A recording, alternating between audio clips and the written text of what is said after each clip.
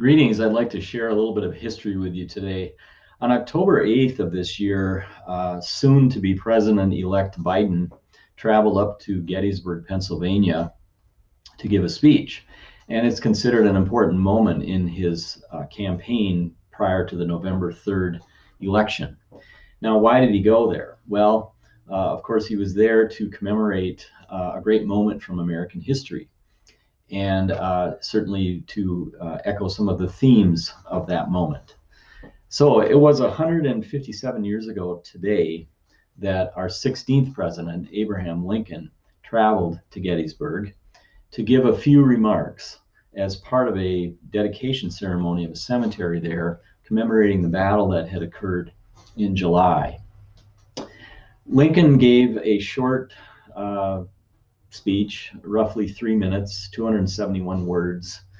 But in that short speech, he did something important. And what he did was he connected that moment to the founding of the country in 1776. He does that in the first line, 7 years ago. That's 87 years. So 87 subtract from 1863 is 1776.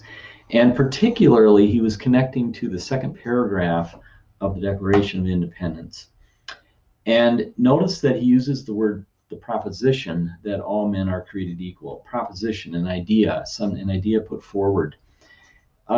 Certainly Lincoln, like any president, was flawed.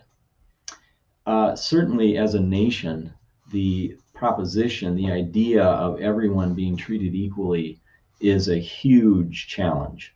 And it wasn't true at the time of our founding. It wasn't true at the time of the Civil War. It still isn't true in 2020. But it is something that I think all Americans agree on, that we want to move toward that proposition. All right, so, this speech has been memorized by millions of people for many, many years, but it's worth hearing it again. So here it is. 7 years ago, our fathers brought forth on this continent a new nation, conceived in liberty and dedicated to the proposition that all men are created equal. Now we are engaged in a great civil war, testing whether that nation or any nation so conceived and so dedicated can long endure. We are met on a great battlefield of that war. We have come to dedicate a portion of that field as a final resting place for those who here died that that nation might live. It's altogether fitting and proper that we do this. But in a larger sense, we cannot dedicate, we cannot consecrate, we cannot hallow this ground. The brave men, living and dead, who struggled here have consecrated it far beyond our poor power to add or detract. The world will little note nor long remember what we say here, but it can never forget what they did here. It is for us, the living, rather, to be dedicated here to the unfinished work which they who fought here have thus far so nobly advanced.